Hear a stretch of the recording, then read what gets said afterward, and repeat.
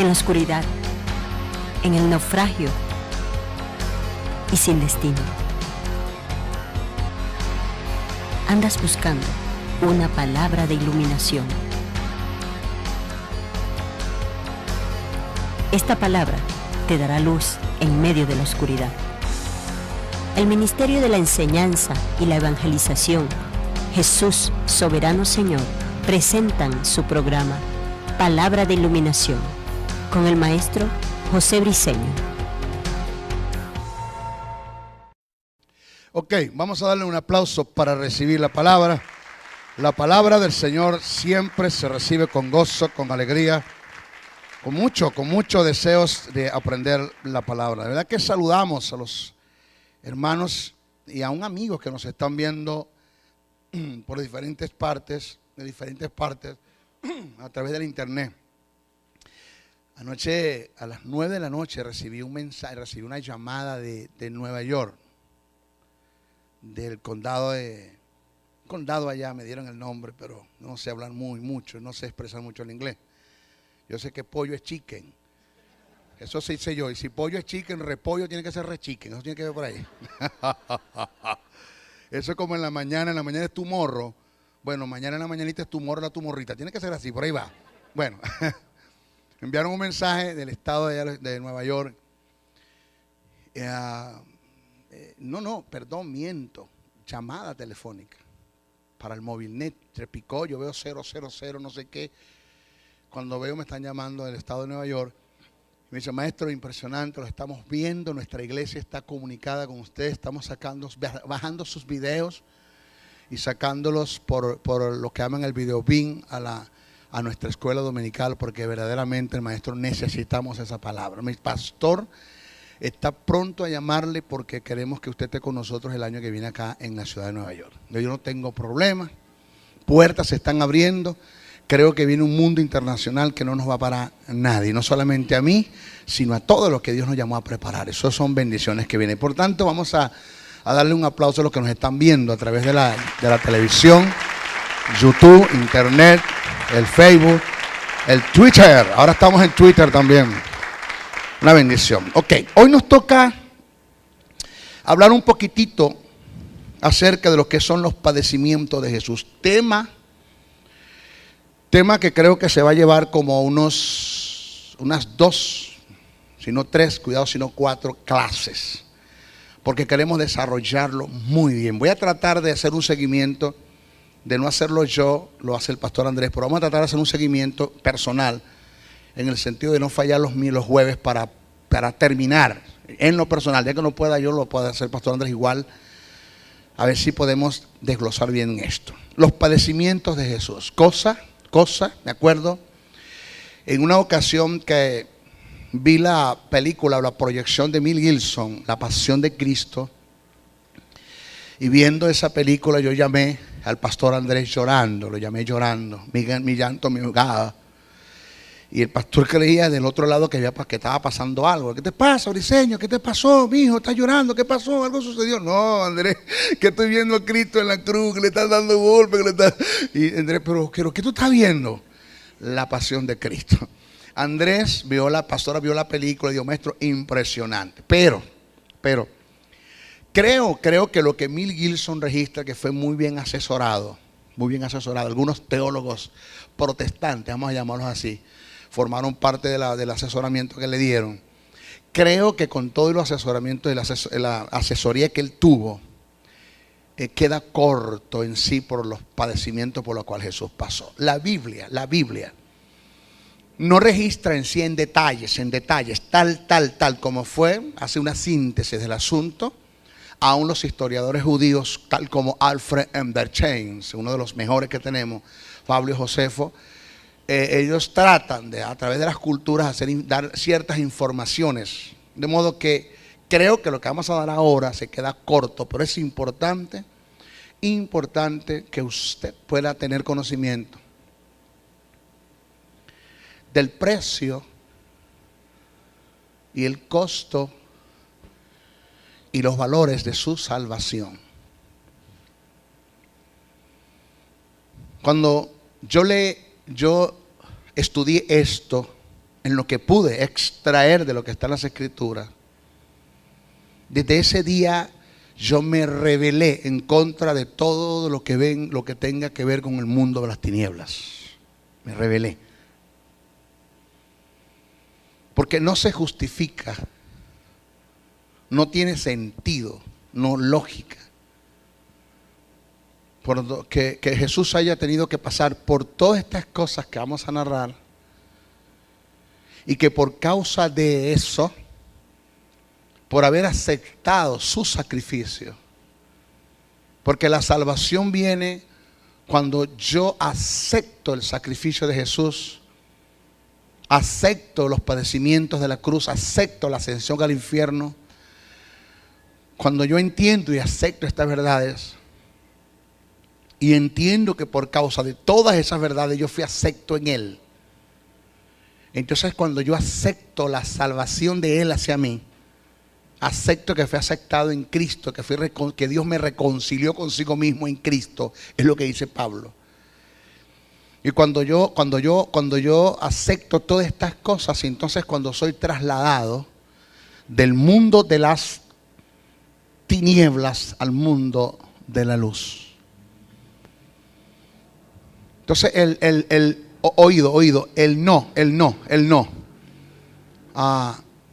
el no apropiarme de esto y el disfrutar de esto que está acá, de mi posición y de mi posesión, que son dos cosas diferentes. El no aceptar, disfrutar de mi posición y de mi posesión, o de mi posesión por causa de haber aceptado, por haber tenido una posición, es ser el peor de los herejes y el peor de los apóstatas que pueden haber dentro de la iglesia, aún siendo creyente. Porque no tiene sentido el que yo haya sido trasladado de un reino hacia otro reino para permanecer en este reino otra vez. No tiene sentido. O sea, el que yo haya sido trasladado de aquí hasta allá solamente se dio por un acto de fe. En cuanto a mí, señores, eso a mí no me costó nada. Pero en cuanto a Él le costó todo lo que usted va a escuchar.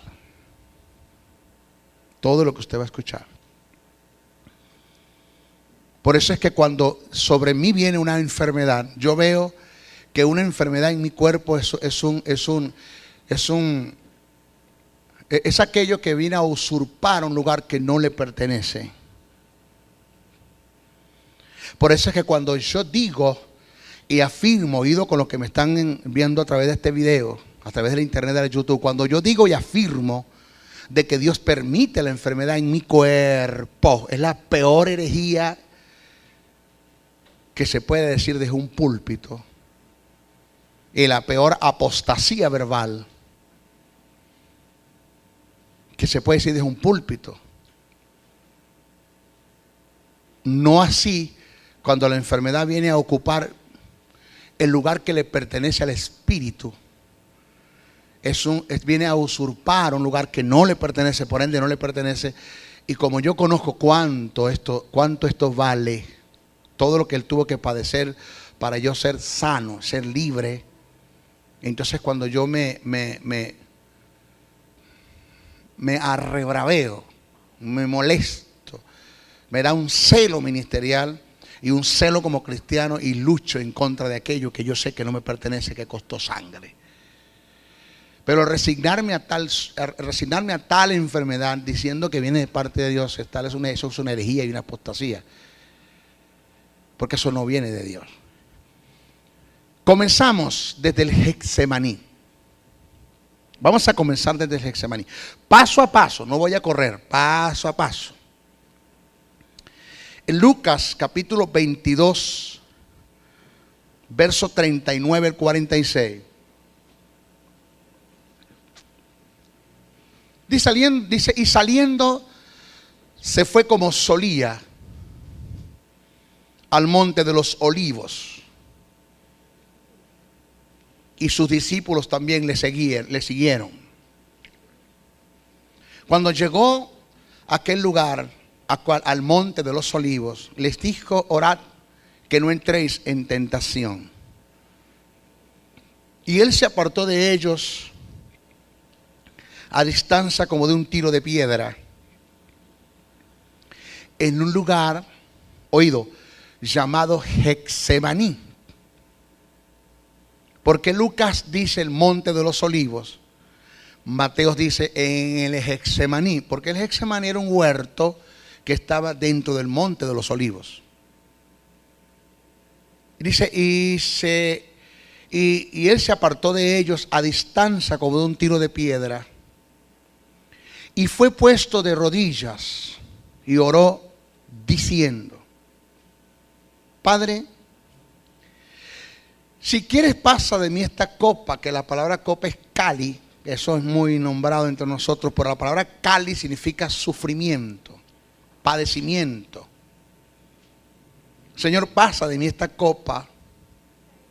En otras palabras, si hay otra forma de redimir al hombre, vamos a buscarla, porque yo sé que lo que viene es duro. Esto no es fácil para mí. Escuche. Nosotros hablamos y conversamos. Presta atención a esto, presta atención a esta verdad. Hablamos y conversamos acerca de lo que es la humillación del verbo. Para que la figura de Jesús naciera, tuvo que humillarse el verbo. Y para que la humillación del verbo tuviera fuerza y eficacia y diera fruto, tuvo que humillarse Jesús. Si Jesús no se humilla, se pierde la humillación del verbo. Eso lo explicamos nosotros bien. Pero no sé cómo decirlo como para que me agarréis, porque quizás es un término que no se debe usar para referirse al verbo, mas yo creo que como maestro sí lo debe usar, porque se aplica al verbo. Y es que cuando al verbo se le dieron condiciones para venir a la tierra y hacerse carne, lo que el verbo no entendió de todas las cosas que se le dijeron fue lo que Jesús confrontó en el Getsemaní.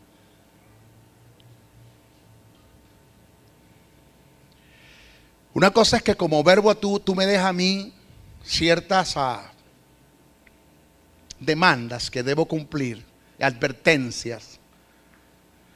Y otra cosa es pasar por esos momentos difíciles en el cuerpo de Jesús. Porque sí hubo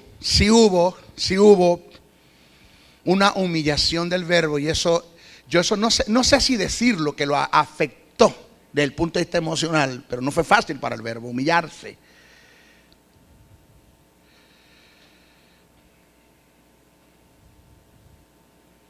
Pero ahora tenemos un verbo en el cuerpo de un Jesús que tiene un espíritu, que es un espíritu con un alma y un cuerpo. Y que los padecimientos que está pasando Jesús en el Getsemaní no afectaron en nada al verbo. ¿Como Dios? En nada. Porque ya el afecto del verbo ya se dio con su humillación. Hasta ahí llego.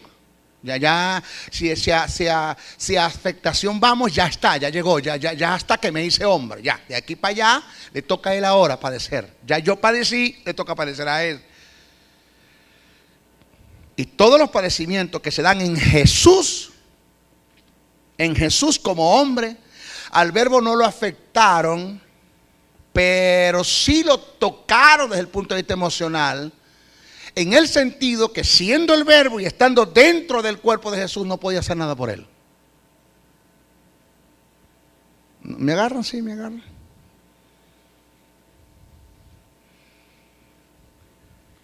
Como aquello que le enseñé: si eres hijo de Dios, dile a estas piedras que se convierten en pan. Podía el verbo convertir las piedras en pan, claro, pero no podía atribuirse a la tentación, porque no era él el que el diablo estaba tentando. El mal, Dios no puede ser tentado por el mal, aunque con un tiro tratar de golpear dos pájaros con una sola piedra. Eso nosotros lo enseñamos. Entonces ahora tenemos a un verbo viendo a un Jesús llorar, viendo a un Jesús sudar sangre.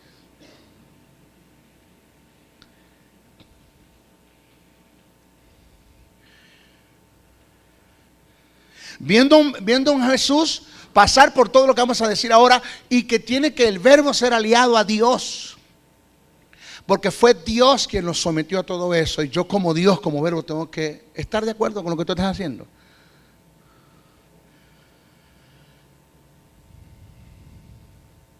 Yo decía en una ocasión, esto es una verdad paralela, no me estoy saliendo del tema para que me agarréis, volvemos de una vez. Decía en una ocasión que ante una palabra que Dios a usted le dé, hay tres cosas que usted no debe hacer, ni opinar, ni dudar, ni cuestionar. ¿Se acuerda de eso? ¿Qué tiene esto que ver con el tema? Miren lo que viene.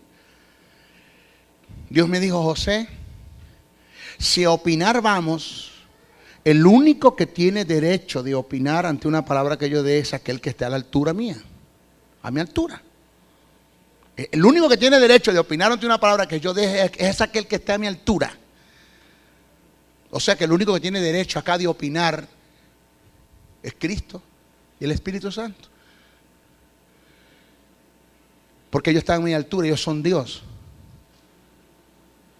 Con todo y eso, ante una palabra que yo siempre he dado, ellos nunca han opinado.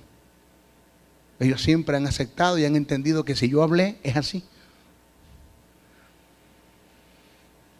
El verbo en el cuerpo de Jesús no tuvo ni siquiera que opinar, ni cuestionar, ni dudar, ni abogar por Jesús. Ni siquiera el Espíritu Santo que estaba en Jesús pudo hacer algo por él. Porque entiendo que el Espíritu Santo no pudo ayudar, ni abogar, ni intervenir en la tentación de Jesús en el desierto. Eso lo entiendo yo perfectamente porque no estaba en Jesús. No estaba en Jesús. Pero ahora vemos a un Jesús en un Getsemaní, que vamos a ver cómo padeció, con un espíritu, aceptas el término, por favor, no se aplica al espíritu para que me agarre, atado. Un espíritu neutralizado, un espíritu que no puede hacer nada a favor de un hombre que está padeciendo. Porque ese cual Getsemaní y la cruz, óigame, Getsemaní, la tortura y la cruz fueron los últimos estados de padecimiento y estados probatorios por los que Jesús tenía que pasar. Maestro, Getsemaní, Jesús dice, ha llegado la hora de las tinieblas. El Cairo, el momento oportuno que Satanás tiene para venir en contra de mí. Desde ahora en adelante esto es puro demonio. Esto es puro demonio. Desde ahora en adelante.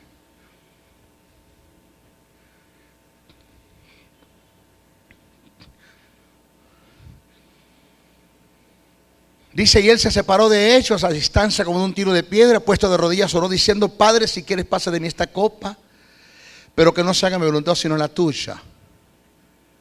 Y se le apareció un ángel del cielo para fortalecerle. ¿Para qué? Fortalecerle. Más adelante voy a explicar lo que es fortalecer allí. Un hermano me dijo, pero ¿cómo a usted se le ocurre decir esas locuras, maestro? Porque dije que Jesús estuvo a punto de claudicar en el Getsemaní. A punto. Casi que se va a tierra. No fue fácil el Getsemaní para Jesús. ¿Por qué, maestro? Considerando el término fortalecer que utilizó el escritor. Considerando la asesoría del ángel. Que leemos la Biblia como un libro de Condorito, no son todos, pero los hay, y no tomamos en cuenta los términos desde el punto de vista etimológico, los valores que están allí.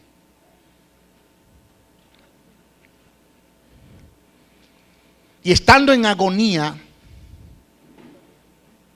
oraba más intensamente. Oído que su oración era más intensa por causa de su agonía. Oído que su oración era más intensa por causa de su agonía, porque su agonía se agudizó más por causa de la información que le dio el ángel.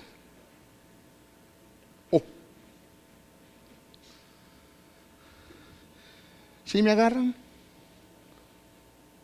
Su oración era más intensa por causa de su agonía, que se agudizó más por causa de la información que le dio el ángel.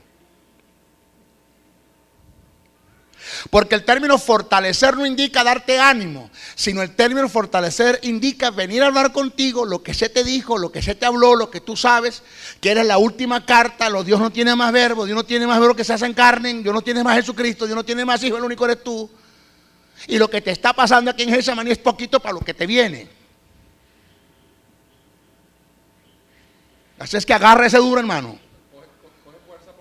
Sí, sí, no, viene un tsunami, hermano, viene un desastre, hermano, desde el punto de vista en cuanto a tinieblas se refiere, que Satanás va a sacar toda su artillería, va a sacar toda su fuerza, todo su potencial para hacerte renunciar antes que mueras.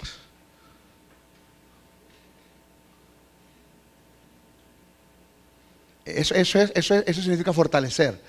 Fortalecer significa no solamente el darte ánimo, sino de animarte en medio de la información que te va a dar desde el punto de vista no negativa, sino desde el punto de vista en cuanto a verdades que vienen sobre ti que no son muy buenas. Entonces oraba más intensamente, porque su agonía era más por causa de la información que le dio el ángel.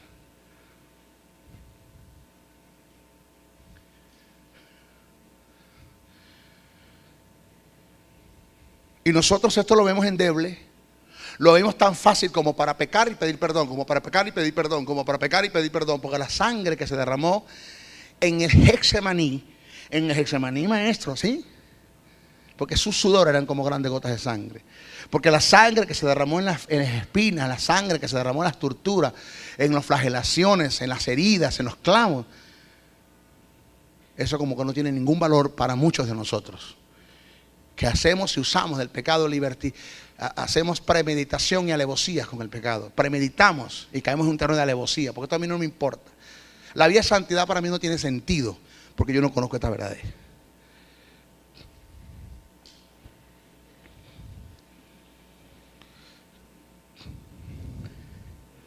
Y se le apareció un ángel del cielo para fortalecerle. Y estando en agonía, oraba más intensamente.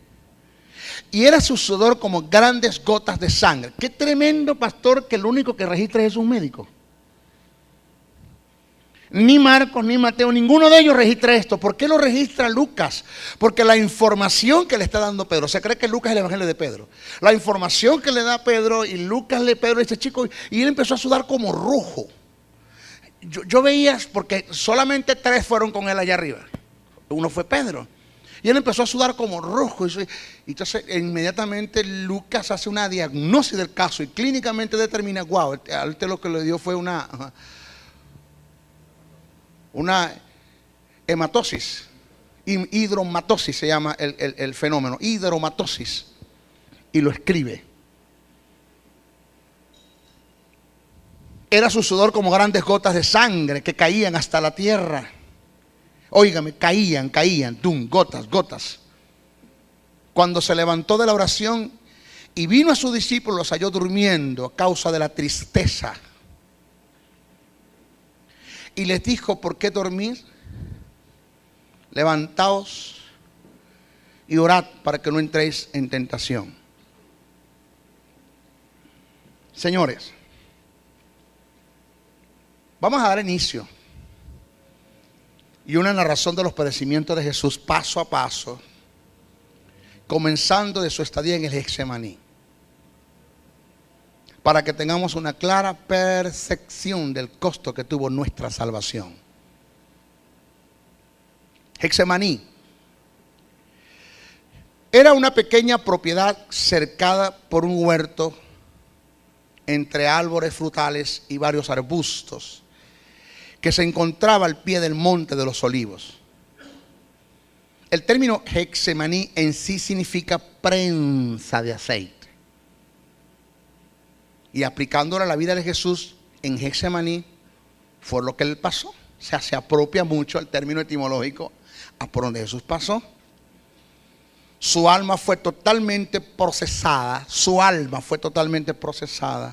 desmenuzada, para que tuviera lugar la obediencia para ir a la cruz. Siempre he dicho, mis hijos, escúchenme esto. Siempre he dicho que hay etapas sobre etapas que nosotros vamos a ir llevando y escalando, escalones, terrenos, niveles que vamos a ir alcanzando. Pero que usted lo sabe y yo lo sé, que para lo que vamos a alcanzar mañana necesitamos ser procesados hoy. Una de las cosas que usted tiene que aprender primero en cuanto a los padecimientos de Jesús es que Jesús no era un hombre totalmente que lo había alcanzado todo. Jesús era un hombre que tenía que crecer. Dice que crecía en conocimiento, en sabiduría, en estatura. Jesús tenía que ir creciendo. Bíblicamente hablando, habían cosas que Jesús no sabía, habían cosas que Jesús no conocía. Hubo preguntas que los discípulos le hicieron a Jesús que Jesús no supo responder porque no sabía. O sea, eso de que Jesús era omnisciente, eso no lo enseña la Biblia en ninguna parte. La Biblia dice que Jesús era un hombre limitado en su conocimiento.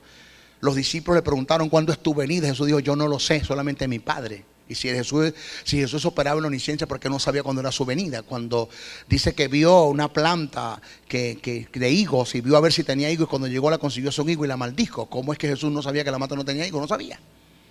Cuando la mujer lo tocó, dice que le preguntó a Pedro: ¿quién me ha tocado? O sea, está preguntando quién me ha tocado. Y buscaba entre la multitud quién había tocado. Jesús no sabía quién había tocado. Y así va a conseguir usted una serie de informaciones que la Biblia presenta donde Jesús no lo sabía todo, que Jesús tuvo que aprender, que Jesús tuvo que desarrollarse como ser humano que era, porque el Verbo no intervino en el ministerio de Jesús, ni el Espíritu Santo, en el sentido de auxiliarlo en las acciones como humanamente él tenía que hacer. No sé, pastor, si esto no sé cómo esto va a caer, lo que voy a decir ahora, pero yo creo que me agarréis. Jesús, pastor, es duro esto, papá. Jesús, para ir a la cruz, no estaba preparado. No estaba preparado. Señor, pasa de mí esta copa. Pásala. Pasa, o sea, eso de que, hermanos, la voluntad de Jesús era la voluntad del Padre, eso es mentira. Jesús tenía una voluntad muy propia de Él, que Él sometió su voluntad a la del Padre, es otra cosa, eso es obediencia. Y la fuerza de la obediencia no está en cuando tú haces lo que te gusta hacer. La fuerza de la obediencia está cuando tú haces lo que Dios te dice que hagas que nunca quieres hacer. Ay, diga ay. Y la fuerza de la obediencia está cuando tú no haces lo que tú más quieres hacer, que Dios te dice que no hagas. Y ahí estuvo la fuerza de la obediencia. Pasa de mí esta copa. Pásala. Si hay otra forma de redimir al hombre, vamos a buscarla, porque lo que viene es duro, Señor. Señores, esto se llama cristología de alta crítica. Esto no es biografía de Jesús. Esto es cristología. Cosas que son tan determinantes en la vida de un hombre llamado Jesús, que lamentándolo mucho la iglesia no lo conoce. La iglesia cristiana, el cuerpo de Cristo, no conoce a Jesús. Te voy a hablar de un 90% de los creyentes a nivel mundial no conocen a Jesús. Porque el no conocer estas cosas es no conocer a Jesús.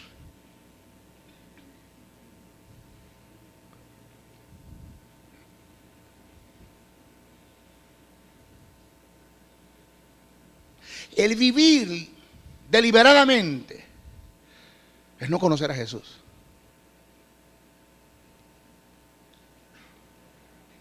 El no tener compasión por las almas que se pierden es no conocer a Jesús.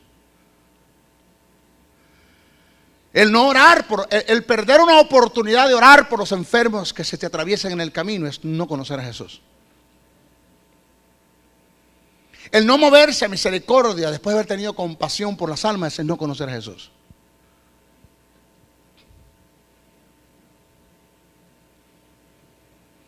Entonces tenemos un Dios que lleva a un Jesús al Getsemaní. Oído lo que viene. Dos grandes poderes confrontaron a Jesús, el diablo y Dios.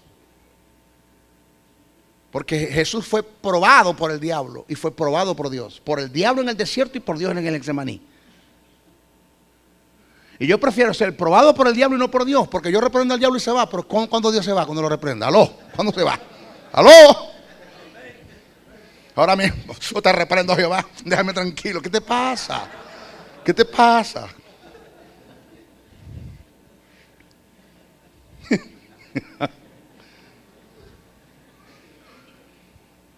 Y Jesús tuvo que ser quebrantado, desmenuzado, triturado, para que Él pudiera ceder su voluntad, para después entrar en una vida de obediencia y poderlo llevar a la cruz bajo una obediencia por contentamiento y no una obediencia por resignación. Porque lo primero que tenemos en Getsemaní es un Jesús que presenta una obediencia. Prácticamente no es que en lo total, pero sí casi por resignación. No, eso es lo que yo quiero. No es lo que yo quiero. Tuvo que ser procesado para que su obediencia llegara a ser una obediencia por contentamiento. Una obediencia por persuasión y no por opresión. Una obediencia porque Él cede su voluntad, porque Dios lo enamora y lo convence del caso que debes ir a la cruz.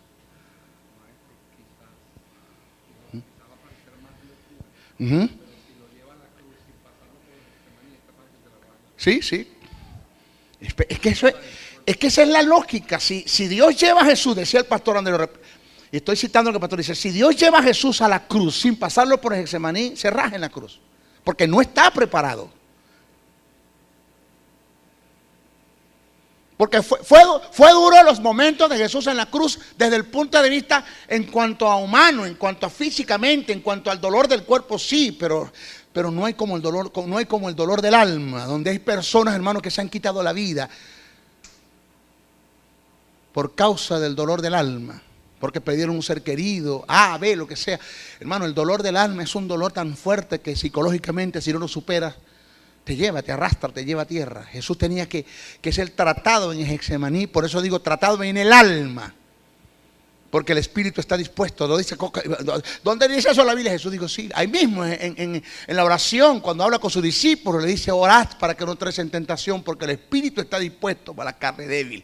Y cuando está hablando de la carne, está hablando del alma.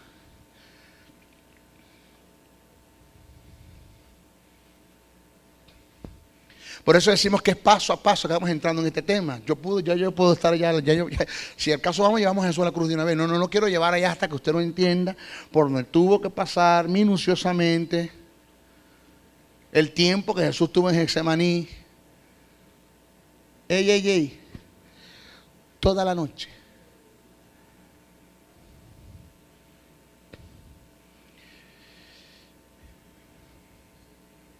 En Getsemaní, Jesús no solo fue tentado por el diablo, ya lo decíamos, también fue confrontado, probado por Dios. En la carta de los Hebreos nos refleja este cuadro que fue difícil para Jesús. Se lo voy a interpretar, preste atención, óigame esto. Y Cristo, en los días de su carne, oiga que el verbo no está allí, ofreciendo ruego y súplica. ¿Ofreciendo qué? Ruego y súplica. Hebreos 5, 7, 8. Y Cristo, en los días de su carne, ofreciendo ruego y súplica con gran clamor y lágrimas al que podía librarlo de la muerte. Al que podía ¿qué? Librarlo de la muerte. Hablando de Dios. Fue oído. Aquí es donde viene. Fue oído a causa de su temor reverente. Pero es que no entiendo, maestro. Usted sabe que yo siempre que leo este pedacito yo no entiendo, porque dice que clamó al que podía librarlo de la muerte, dice que fue oído, pero ¿cómo es que fue oído? No lo mataron de todas maneras. Freddy, ¿qué fue lo que Dios oyó de la oración de Getsemaní? Porque el que escribe dice que rogó al que podía librarlo de la muerte. Esto es a Dios, pero siempre murió. Entonces parece que hay un contraste acá cuando me dice que fue oído. ¿Por quién? Por el que podía librarlo de la muerte. ¿Quién es este Dios? Y si la oración era para que Dios lo librara de la muerte, ¿cómo es que fue oído si de todas maneras lo mató en la cruz? Porque lo que fue oído fue la segunda parte de la oración. Porque la oración se compone en dos partes. Señor, pasa de mí esta copa, pero que no se haga mi voluntad sino la tuya. Lo que Dios oyó fue la segunda parte de la oración. La primera no te la puedo escuchar, la segunda es la que voy a agarrar para mí. Tienes que ir a la cruz.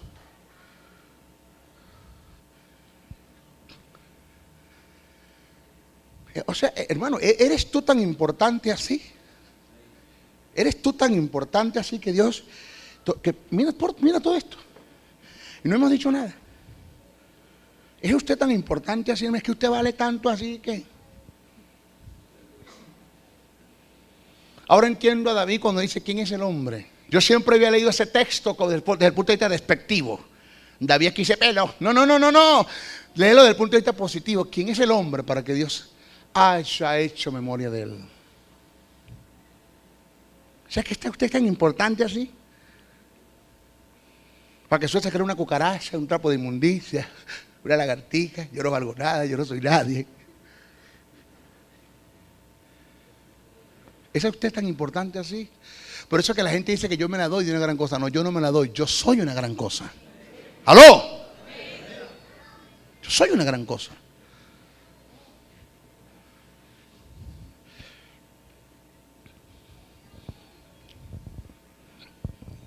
Y Cristo, en los días de su carne, ofreciendo ruego y súplica con gran clamor y lágrima al que podía librarlo de la muerte, fue oído a causa de su temor reverente. Y aunque era hijo, por lo que padeció. ¿Sabe lo que significa esto, pastor, cuando dice, y aunque era hijo? ¿Sabe qué significa esa expresión, y aunque era hijo? No hubo excepción ni acepción.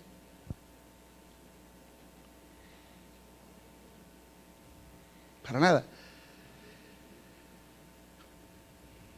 Por lo que padeció, aprendió ¿por lo que qué? Por lo que padeció, ¿dónde, pastor? En el Getsemaní. No está hablando de la cruz. No ha ido a la cruz. El que me escribe me está centrándose en el Getsemaní. No me ha ido a la cruz, aunque era hijo. Por lo que padeció.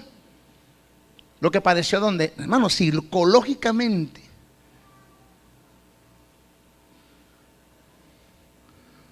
Aprendió la obediencia. ¿Por qué aprendió la obediencia? Porque se dio su voluntad. ¿Por qué se dio la voluntad? Porque hubo un quebrantamiento. ¿Por qué tuvo que haber un quebrantamiento en él? Porque Jesús no estaba preparado para ir a la cruz. Jesús tenía una serie de informaciones como verbo. Pero una cosa es que te digan las cosas y otra cosa es que te metan a hacer las cosas que te dijeron. Del dicho al hecho hay mucho trecho. Al verbo se le dijeron todas las cosas, pero aquí quien está alargando el periodo soy yo. ¡Aló!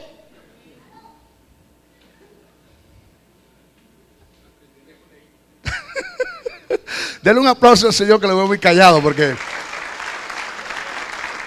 de verdad que qué bendición. Wow. Seguimos. En el caso de la tentación, en el caso de Satanás, ya lo decimos, yo resisto al diablo y él en fe y confieso una palabra de Dios y lo irá de mí. Pero ¿cómo resisto a Dios? ¿Cómo confronto y vencer al que todo lo puede? La oración de Jesús en el Getsemaní consistió de dos partes. Uno, Padre, si quieres pasa de mí esta copa, pero que no se haga mi voluntad sino la tuya. El pasar de mí esta copa registra el deseo de Jesús, el cual no fue escuchado por el Padre. Él, pero no se haga mi voluntad sino la tuya, registra el total quebrantamiento y el acceso a la voluntad de Jesús en obediencia al Padre. Esta segunda etapa que registra el escritor de los Hebreos fue cuando escribe y fue oído a causa de su temor reverente. Esto fue lo que Dios escuchó de Jesús y tomó en cuenta en la oración porque estaba en su designio, según Lucas 22:42 y Hebreos 5:7-8. Ser confrontado por Dios no es cosa fácil. Él, hablando de Dios, en su mayoría te va a pedir que hagas lo que no quieres hacer y que dejes de hacer lo que te gusta hacer.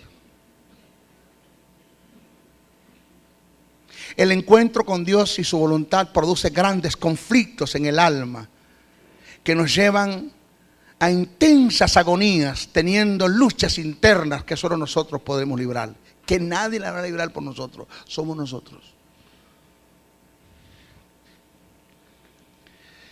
En lo personal, he aprendido que cuando soy confrontado por Dios siempre tomo la mejor decisión. ¿Cuál es? Ceder mi voluntad a la suya. Por mucho que me duela desprenderme de las cosas, entiendo que nada en este mundo tiene tanto valor como el hacer la voluntad de mi Dios. Nada. ¿Eso lo entendió Jesús? Porque nosotros a veces tenemos nuestros propios Getsemaníes. Sí los tenemos. Usted sabe que usted está librando una batalla hoy. Usted sabe que hay cosas de las cuales usted tiene que hoy despojarse para poder entrar, para poder ser quebrantado, entrar a una vida de obediencia.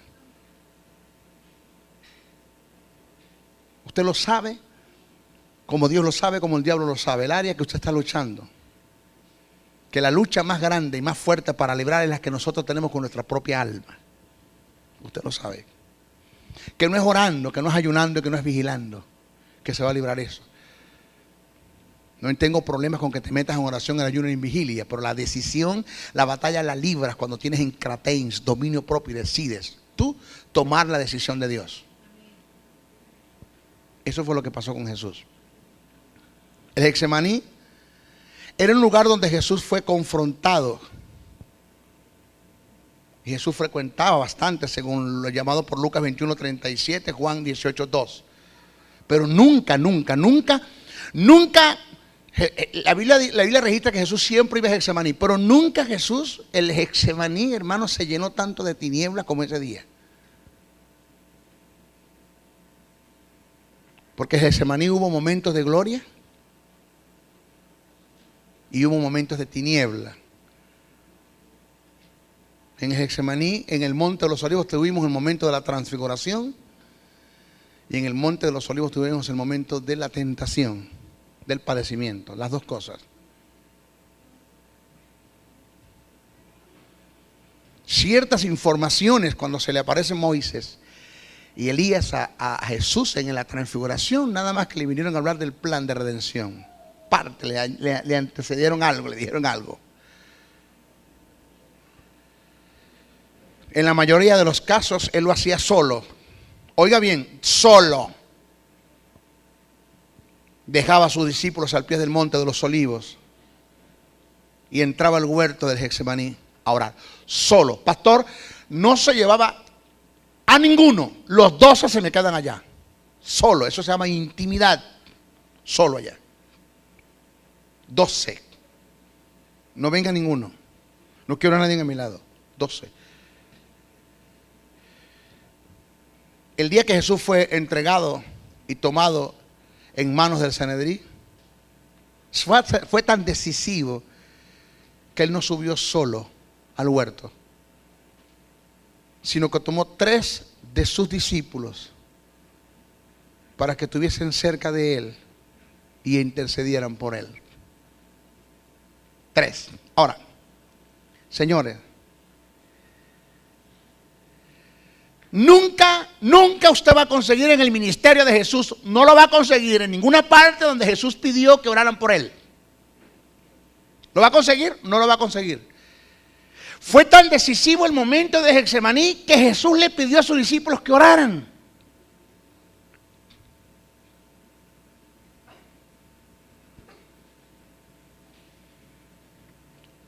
No aparece desde el punto de vista literal donde Jesús dice quédense aquí, oren. Pero con las expresiones que vamos ahora a leer, está tácito, está sobreentendido que les había dicho tal cosa. Ahora, ¿te imaginas a un Jesús pidiendo que oren por él? Así estaba el hombre emocionalmente, así estaba. Emocionalmente, así estaba.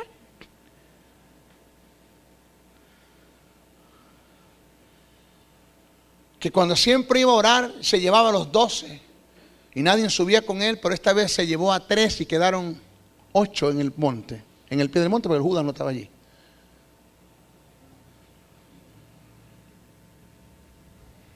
Cuando Jesús se expresa, así que no habéis podido orar conmigo una hora.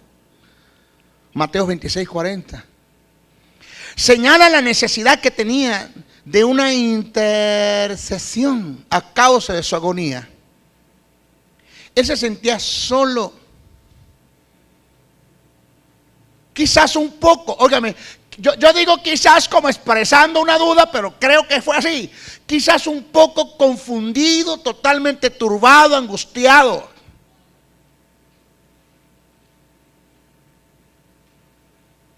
Pastor, no sé si a usted le ha pasado esto que le voy a decir ahora. Creo que sí. Creo que sí. Porque a la altura que usted está, tuvo que haber pasado por allí. No sé si a usted le ha pasado, pastor, que usted ha sentido una soledad, pero, pastor, una soledad que ni la compañía de tu esposa te hace satisfecho en esto. Que no hay un consejo, que no hay una oración, que no hay un alguien que se te acerque.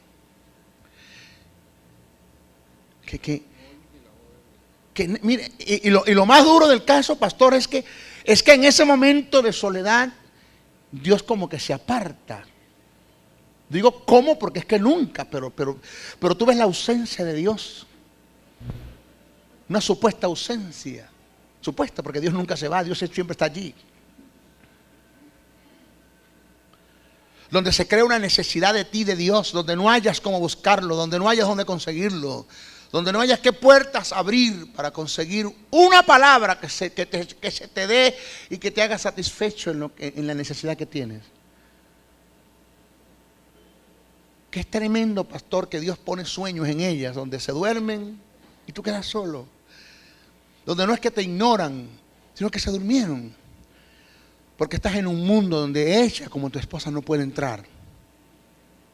Estás en un mundo donde tus hijos, como tus hijos, no pueden entrar. Estás en un mundo que el maestro Briceño, como tu maestro, como tu amigo, no puede entrar. Estás en un mundo que tu pastor, como pastor Andrés Noguera, no puede entrar. Porque las palabras que tú me das, por mucho que me las des y por muy bonitas que suenan, se las lleva el viento, porque es que no me dicen nada.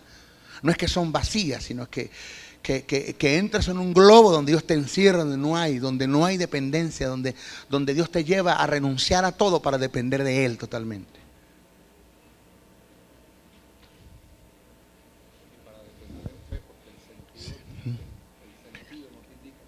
¿Sí? Duro, pastor, es duro. Pastor, tan tremendo que entras en una crisis, y entras en nervios y te enfermas y las arritmias y las taquicardias. Anoche yo pegaba gritos en el cuarto, yo solo, orando. Di una palabra, Guillermo Maldonado, que me ministró Dios en la palabra. Dios me habló a través de ese hombre. Y no solamente eso, sino que después viene Carlos Fraser y da otra palabra que viene como en línea, ¿no? Una sobre otra. Y eso me llevó a tirarme de rodillas y a llorar y a gemir. Lloré como un niño, como nunca antes. Pero sí pasamos por nuestros Getsemaníes nosotros. Cuando Jesús se expresa, así que no has podido velar conmigo una hora, según Mateo 26:40, señala la necesidad que tenía de una intercesión a causa de su agonía. Él se sentía solo, quizás un poco confundido, totalmente turbado y angustiado por todo lo que le sobrevenía. Comenzó a sentir una agonía psíquica hasta el punto que exclamó: tengo una tristeza que me está causando la muerte. Porque el texto original no dice tengo una tristeza que me está, mi alma está triste hasta la muerte. El texto original no dice así. El texto original dice tengo una tristeza que me está causando la muerte.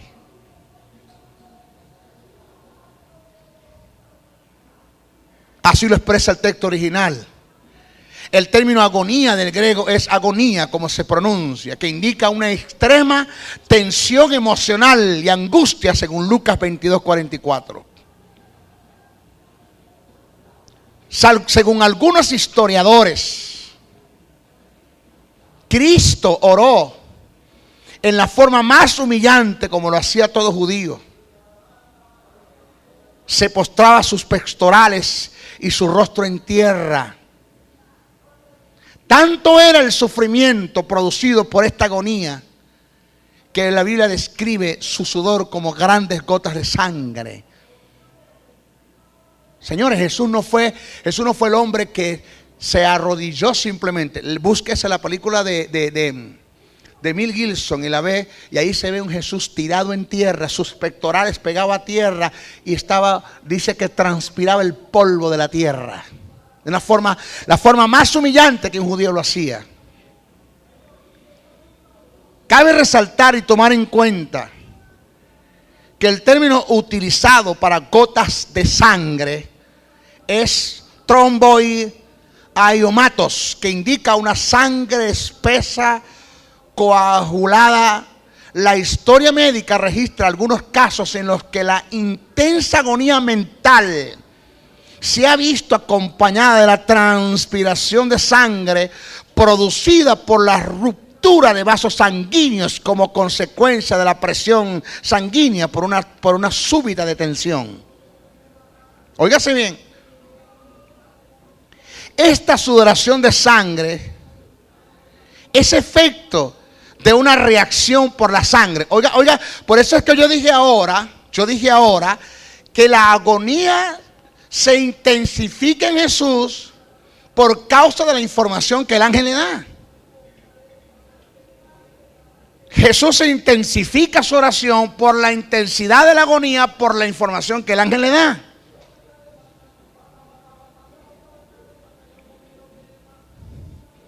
Esta sudoración de sangre es efecto de una reacción por la sangre que se retira del corazón en caso de extremo pavor.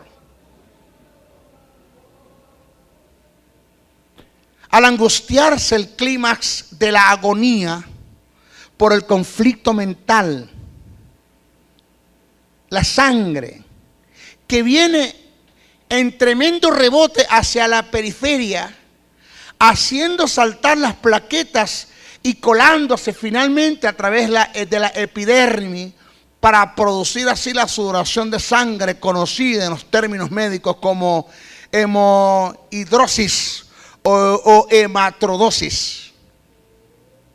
Sin lugar a duda, esto clínicamente pasó en la vida de Jesús, hasta el punto que solo Lucas registra tal acontecimiento como médico, según Lucas 22:44. Era tanta la agonía por la que Jesús pasó, que en medio de ella Dios tuvo que enviar un ángel para confortarle. Señores, vemos un Dios, pastor. O sea, esto no es fácil. Señores, yo doy un seminario que se llama adoración. Algún día lo damos. Compartimos lo que es adoración acá como estudio. ¿Y sabe qué enseño? Mi lindo, 24 horas al día la adoración está en los cielos. 24 horas al día. Si hablamos, acéptese hora para hablar de la eternidad, que no hay horas. Dios es una fuente inagotable. Usted dirá, pero es que los ángeles no se cansan de pasar siempre por la presencia de Dios y estarlo adorando de cada rato. ¿Qué tiempo tienen los ángeles ahí en el cielo? Pero tienes acéptese, etcétera, de años. O sea, no hay tiempo para decir qué tiempo tienen los ángeles frente a la presencia de Dios, que pasan por el frente y dan gloria a Dios, gloria a Dios, gloria a Dios. Freddy, tú dirás, pero es que los ángeles no se cansan de dar gloria a Dios. No, porque Dios es una fuente inagotable. Cada vez que los ángeles pasan por el frente de Dios, ven algo en Dios que nunca habían visto. Aló. Y le dice un ángel otro, ¿qué pasó? No, pasá para que veáis lo que vi ahorita. Pasá para que veáis. Y tienes que adorarlo. La novedad de la eternidad va a ser Dios, que en la eternidad, sobre la eternidad y sobre la eternidad que estemos con Él, nunca lo vamos a conocer. Siempre vamos a ver en Él algo que nunca hemos visto. Alabado sea el nombre del Señor. ¡Apláudese a Dios!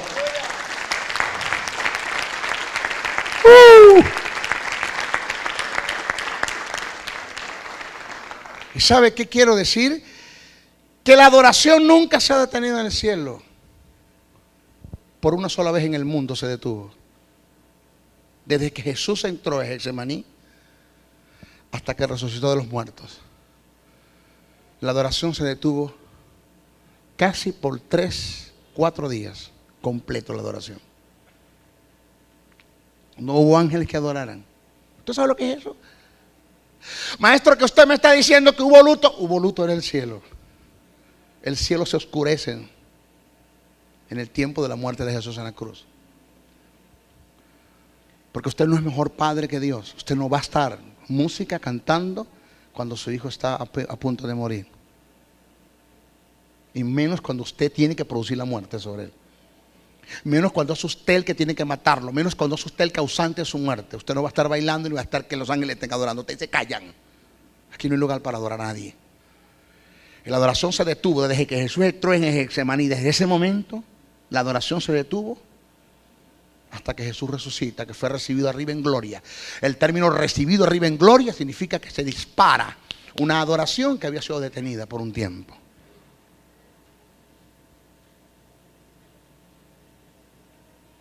Y había silencio, como el que hay acá. Un silencio. Y es tanto el padecimiento de Jesús en Getsemaní que creemos que es el ángel Gabriel, porque es el mensajero. Creemos que sea él.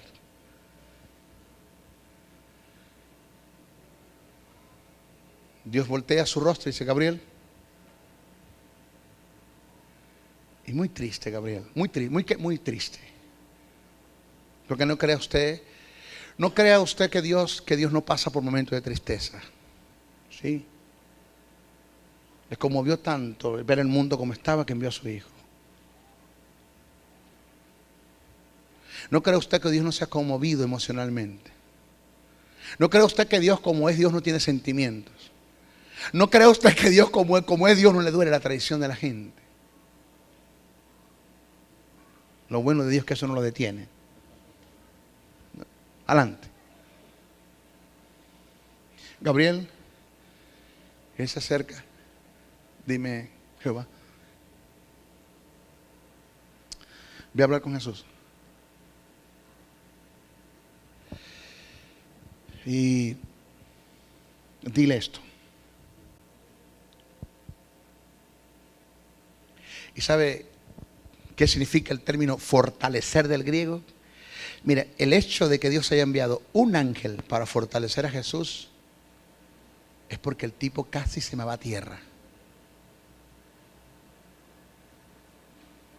O sea, no vea el Getsemaní como pan de piquito. No vea el Getsemaní como una historieta de Walt Disney, no lo vea así, no lo vea como un teatro bien montado. Véalo como uno de los momentos más difíciles de Jesús. Quizás más difíciles que la misma cruz.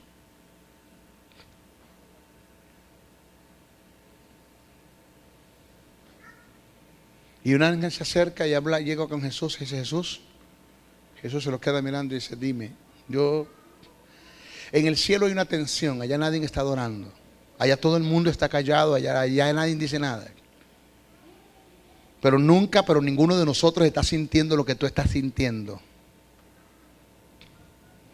Eso de que cuando a usted se le muere un familiar, un supuesto negado que le parta a su mamá o parta a su papá con el Señor, eso de que uno llegue y mi sentido de pésame, eso es mentira. Uno no siente lo que tú estás sintiendo.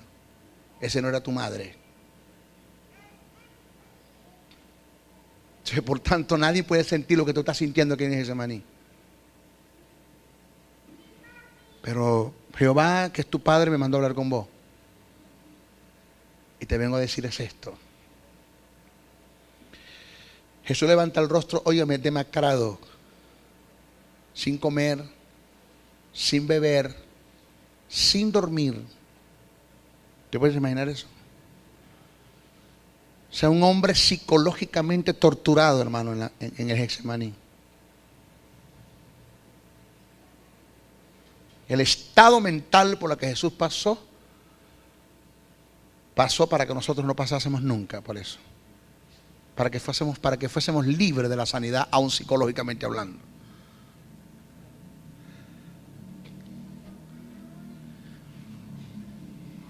Vengo a conversar contigo. Jehová me dijo que te dijera esto. Presumo. No estamos lejos de lo que decimos. Creemos que pudo haber sido así. Jehová me dijo que Él no tiene problemas con que yo te agarre ahorita y te lleve para el cielo. Arrebató a Elías. Arrebató a Enoc. Lo podemos hacer contigo. No hay problema. ¿Cómo se llama usted, hermano? ¿Perdón? Félix. Pero si yo te llevo, ¿qué vamos a hacer con Félix? Si yo te llevo, vamos a tener un Félix destinado para el infierno, donde no va a haber lugar para salvación, para nada. Si yo te llevo, vamos a ver un Freddy destinado para el infierno, porque el único don de la salvación aquí eres tú, más nadie. No hay otro verbo que se haga carne, no hay otro Cristo. No hay más hijos. Tú eres el postrer Adán. El 2, el segundo, si dale lugar a un tercero. Eres el último, no hay más.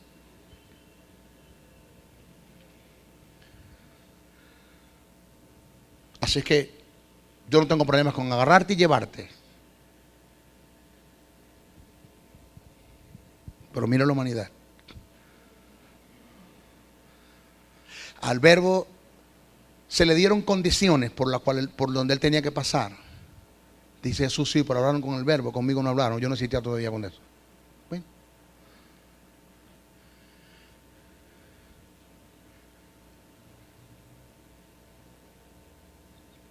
Y te digo algo, Jesús. Jesús levanta el rostro con todo demacrado. Dime, supongamos que sea Gabriel. Dime, Gabriel, el mensajero de Dios. Dime, Gabriel, lo que estás pasando ahorita, no me lo digas. No me lo digas, Gabriel. Tu mirada me dice mucho, no me lo digas. No es nada para lo que viene. Que no me lo dijeras, te dije. Para lo que viene. Viene la tortura de los hombres, de un Getsemaní a un Pilato, de un Pilato a Herodes, de un Herodes a un Pilato. Viene la flagelación, viene el camino al Gólgota cargando una cruz, viene la corona, vienen los clavos, viene a desnudarte, clavarte 6 horas pendiendo en la cruz. Ese es el juicio de los hombres. Ese es el juicio de los hombres. Ajá. Después viene el de Dios. Donde después que los hombres te juzguen y te consideren culpable, entonces cuando vas a ser juzgado por Dios, y también Dios te va a considerar culpable. Y va a poner sobre ti toda la maldición del mundo, todo el pecado y toda la enfermedad, todo el sufrimiento.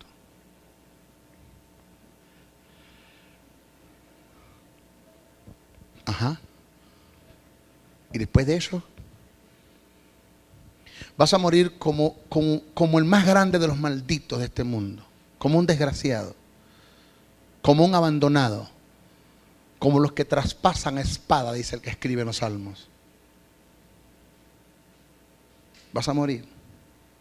Las 2 muertes van a entrar sobre ti, tanto la física como la espiritual. Y Jesús mira a Gabriel y Gabriel mira a Jesús. ¿Me estás oyendo, Jesús? Y Jesús, sí, sí. Le acabas de decir al Padre que pase de ti la copa. Te vuelvo a repetir, yo no tengo problemas con agarrarte y llevarte al cielo. Vamos a pasar la copa. Pero ¿qué es la vida de ellos? ¿Qué es la vida de la humanidad? Vámonos. Pero si no, ¿te quieres ir? ¿Y te quedas? Mira lo que viene. Y después que mueras en la cruz, vas a ir al infierno, a ocupar el lugar de la humanidad. Y se va a cumplir en ti todo lo que está escrito en el Salmo 22. Todo lo que está escrito en el Salmo 88 y todo lo que escribió Jonás en su libro se va a cumplir en ti. Eso está escrito para que se cumpliera en ti. ¿Tú has leído el Salmo 88, Jesús? Sí, sí. El 22, sí, también. Jonás, claro. ¿Vas a pasar por ahí?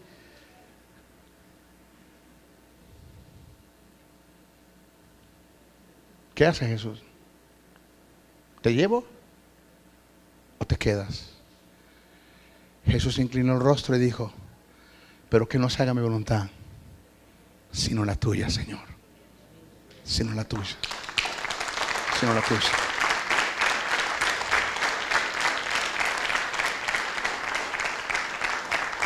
Y es cuando vemos a un Cristo en victoria, que sale en victoria del Getsemaní y le dice a sus discípulos: hey, no han podido orar por mí una hora siquiera, levantaos, levántense, ya no es tiempo de dormir, vámonos, porque el tentador se acerca y viene.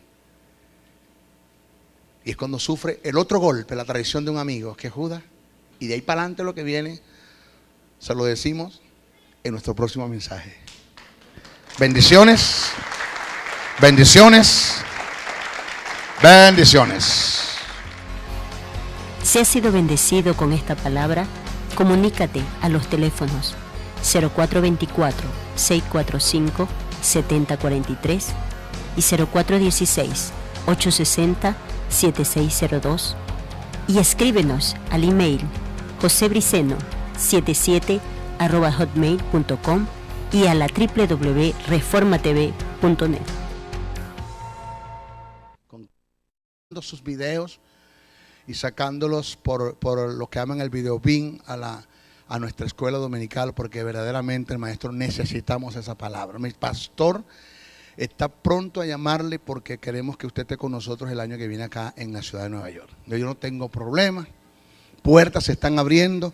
Creo que viene un mundo internacional que no nos va a parar nadie, no solamente a mí, sino a todos los que Dios nos llamó a preparar. Eso son bendiciones que vienen. Por tanto, vamos a darle un aplauso a los que nos están viendo a través de la televisión, YouTube, Internet, el Facebook, el Twitter. Ahora estamos en Twitter también. Una bendición. Ok, hoy nos toca hablar un poquitito acerca de lo que son los padecimientos de Jesús. Tema que creo que se va a llevar como unas 2, si no 3, cuidado, si no 4 clases, porque queremos desarrollarlo muy bien. Voy a tratar de hacer un seguimiento, de no hacerlo yo, lo hace el pastor Andrés, pero vamos a tratar de hacer un seguimiento personal, en el sentido de no fallar los jueves para terminar en lo personal. Ya que no pueda yo, lo puede hacer el pastor Andrés igual, a ver si podemos desglosar bien esto. Los padecimientos de Jesús. Cosa, me acuerdo, en una ocasión que vi la película o la proyección de Mel Gibson, La Pasión de Cristo, y viendo esa película yo llamé al pastor Andrés llorando, lo llamé llorando, mi llanto me ahogaba. Y el pastor creía del otro lado que estaba pasando algo. ¿Qué te pasa, Briseño? ¿Qué te pasó, mijo? ¿Estás llorando? ¿Qué pasó? ¿Algo sucedió? No, Andrés, que estoy viendo a Cristo en la cruz, que le están dando golpes. Y Andrés, pero ¿qué tú estás viendo? La pasión de Cristo. Andrés. En la oscuridad, en el naufragio y sin destino. Andas buscando una palabra de iluminación. Esta palabra te dará luz en medio de la oscuridad. El Ministerio de la Enseñanza y la Evangelización, Jesús, Soberano Señor, presentan su programa Palabra de Iluminación con el maestro José Briceño. Ok, vamos a darle un aplauso para recibir la palabra. La palabra del Señor siempre se recibe con gozo, con alegría, con muchos deseos de aprender la palabra. De verdad que saludamos a los hermanos y aún amigos que nos están viendo por diferentes partes, a través del internet.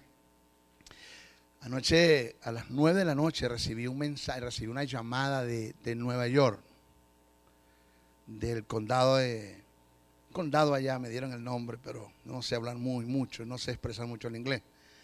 Yo sé que pollo es chicken, eso sí sé yo, y si pollo es chicken, repollo tiene que ser re-chicken, eso tiene que ver por ahí. Eso es como en la mañana es tu morro, bueno, mañana en la mañanita es tu morro, tu morrita, tiene que ser así, por ahí va. Bueno, enviaron un mensaje del estado de Nueva York. Miento. Llamada telefónica para el Movilnet. Repicó, yo veo 000 no sé qué. Cuando veo me están llamando del estado de Nueva York. Me dice, maestro, impresionante, lo estamos viendo, nuestra iglesia está comunicada con usted, estamos sacando, bajando. La pastora vio la película y dijo, maestro, impresionante. Pero, creo que lo que Mel Gibson registra, que fue muy bien asesorado, algunos teólogos protestantes, vamos a llamarlos así, formaron parte del asesoramiento que le dieron. Creo que con todo el asesoramiento y la asesoría que él tuvo, queda corto en sí por los padecimientos por los cuales Jesús pasó. La Biblia no registra en sí en detalles, tal como fue, hace una síntesis del asunto. Aún los historiadores judíos, tal como Alfred Emberchain, uno de los mejores que tenemos, Fabio Josefo, ellos tratan de, a través de las culturas, dar ciertas informaciones. De modo que creo que lo que vamos a dar ahora se queda corto, pero es importante que usted pueda tener conocimiento del precio y el costo y los valores de su salvación. Cuando yo estudié esto, en lo que pude extraer de lo que está en las Escrituras, desde ese día yo me rebelé en contra de todo lo que tenga que ver con el mundo de las tinieblas. Me rebelé. Porque no se justifica, no tiene sentido, no lógica, que Jesús haya tenido que pasar por todas estas cosas que vamos a narrar, y que por causa de eso, por haber aceptado su sacrificio, porque él aceptó nada,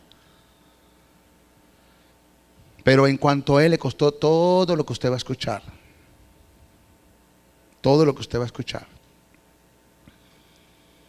Por eso es que cuando sobre mí viene una enfermedad, yo veo que una enfermedad en mi cuerpo es aquello que viene a usurpar un lugar que no le pertenece.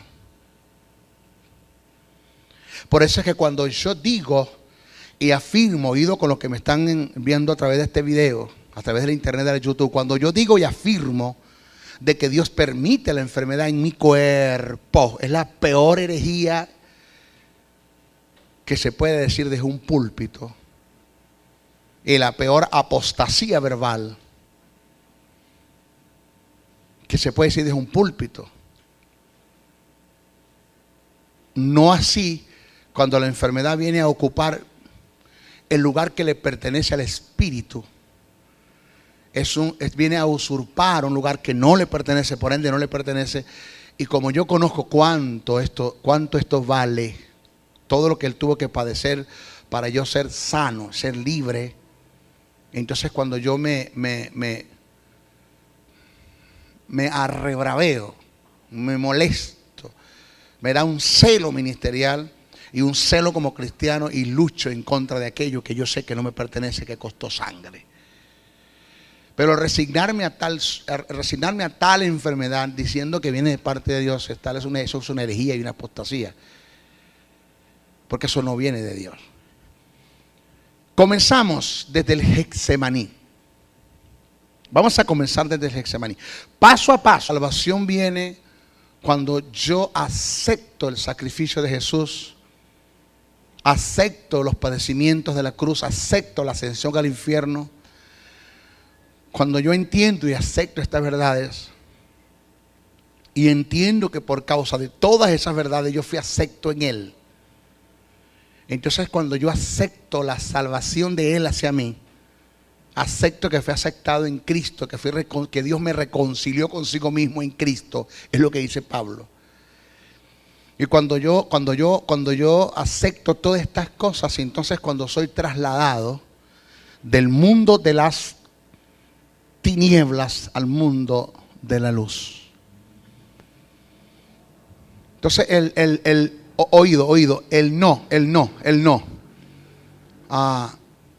no apropiarme de esto y el disfrutar de esto que está acá, de mi posición y de mi posesión, que son dos cosas diferentes. El no aceptar, disfrutar de mi posición y de mi posesión, o de mi posesión por causa de haber aceptado, por haber tenido una posición, es ser el peor de los herejes y el peor de los apóstatas que pueden haber dentro de la iglesia, aún siendo creyente. Porque no tiene sentido el que yo haya sido trasladado de un reino hacia otro reino para permanecer en este reino otra vez. No tiene sentido. O sea, el que yo haya sido trasladado de aquí hasta allá solamente se dio por un acto de fe. En cuanto a mí, señores, eso a mí no me costó.